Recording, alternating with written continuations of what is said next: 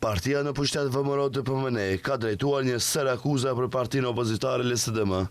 Valentin Manasievski nga VMRO theksoi se në kohën kur ishin në pushtet LSDM me në krye me Zoran Zaevin, mashënia e Veriut ishte shtet i një njeriu.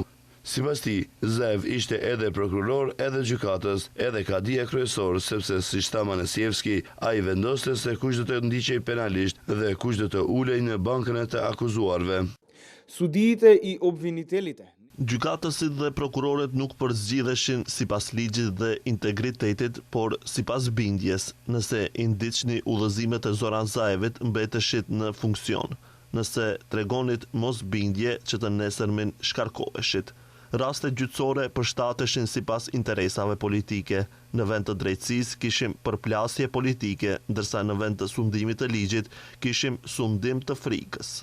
Antarët e VMRO të PMN-se, tha Manasievski, ishin objekti për ndjekjes politike, ndërsa presioni nuk ndalej vetëm të ata, por shtrihej edhe te familja e tyre. Sipas tij, indikacionet edhe dyshimet për lidhje të drejtë për drejta mes LSDM-s, Zaevit edhe disa vendimeve në gjyqësor nuk duhet të mbeten pa përgjigje.